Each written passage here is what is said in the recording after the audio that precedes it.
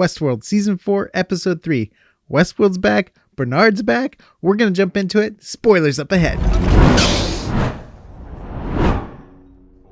Welcome back to AsArt. My name is Nick, and today we're talking about Westworld. Spoiler warning, just in case, if you haven't watched the newest episode of Season 4, Episode 3, don't watch this. Watch the episode first, and then come back and watch this. But just so you know, we watch tons of other shows here at AsArt, ranging from Raised by Wolves, Severance, to His Dark Materials, you name it. We're trying to cover it. Subscribe to stay updated with all of our content.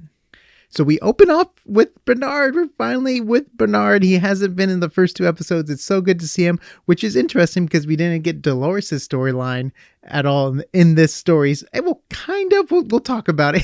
Well, if you know, you know. We'll talk about it kind of with the Dolores storyline kind of. So it starts off with Bernard's like vision or into the nirvana where all the peaceful hosts are living at right now. And it's cool. He kind of gets his mission right now. He has this ability to see into the future, which I'm kind of like, okay, like that's kind of cool. But I mean, that's kind of what they did last season with trying to predict the future and like having the movements and stuff like that. So I'm a little iffy about that, but I love that character Bernard so much. So I'm like, all right, let's just go for it.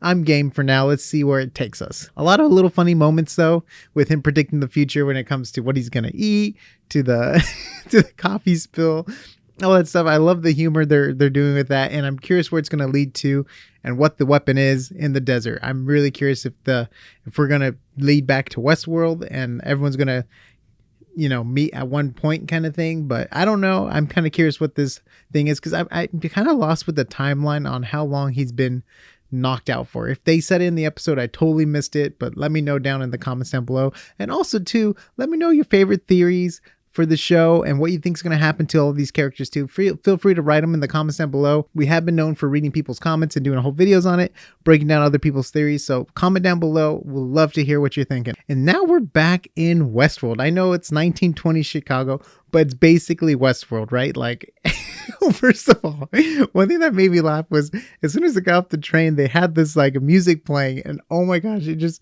reminded me of like copyright free stock music. I don't know what it was, but it made me giggle.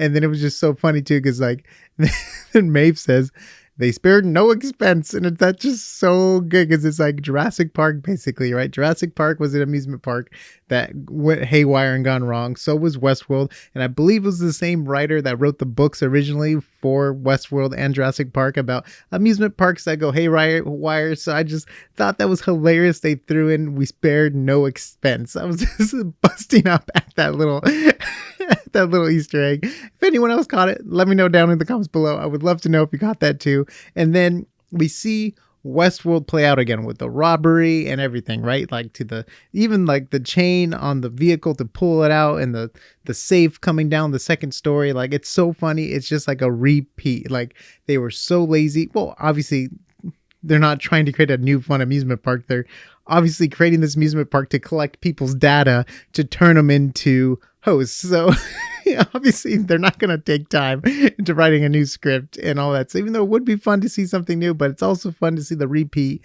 And another great thing that I kind of liked a lot was the advance or the sub-level plot to the story where you're part of Dolores's uprising. I thought that was so clever on the second floor. And then they make it finally into the third level where stuff hits the wall. Big time. Like, flies are attracted to what exactly? Blank hit the wall. You know how it goes. But we kind of really understand the flies, right? And how they're attracted to Caleb. And I love that whole sequence when he puts his hand up to the glass. And one other thing that's so creepy. It's so creepy when those hosts that don't have faces, when they're working on stuff and they're looking forward. That's like the creepiest thing to me, because I'm the type of person where I need to like look at what I'm doing most of the time. So I think it's so creepy. Like, I don't know. It just was creeping me out, especially because they don't have faces too. But the flies are attracted to Caleb's hand, which was very fun to see as part of the story.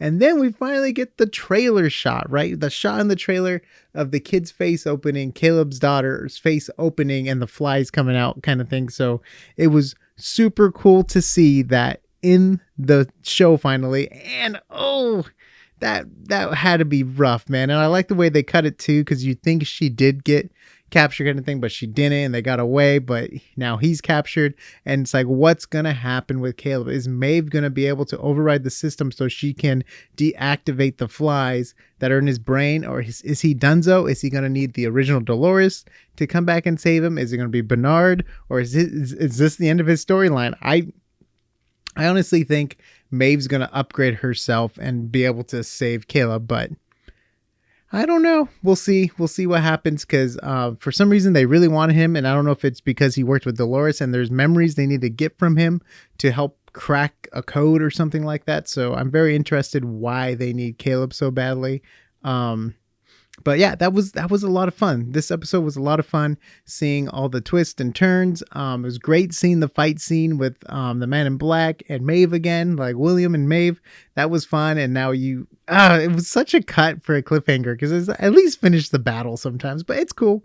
It's cool. I was enjoying the fight sequence. I just wish it went on a little bit longer. I really enjoyed the subplot story fight sequence, because that's just so much fun to go back and relive that again. And I know it's member berries. I don't think it's 100% like perfect writing, but I'm really enjoying this much more than season 3. I'm a little iffy on the future stuff. Let me know what you guys think down below. If you think the future stuff's going to hurt anything. Do you want to spend more time in Westworld? Because it looks like that's all we're going to get in Westworld or 1920 Chicago. I feel like it was just used briefly, and then now they're going to be on the sub level to Joshua Tree in the desert, because that's definitely Joshua Tree, right? Like with the trees and stuff. I love Joshua Tree. I love seeing the desert landscapes. That's super cool. There could be 1,000 palms or any place around Joshua Tree too, but it's super cool. I'm really excited for Bernard's story again. Also, I thought it was really interesting that we got to see 2 Metallica songs in 2 recent episodes. We got, Master of Puppets and Stranger Things, and we got Enter Sandman in this one. I thought it was really cool to have Metallica in just Metallica is so good, and it's so good to have them in these episodes.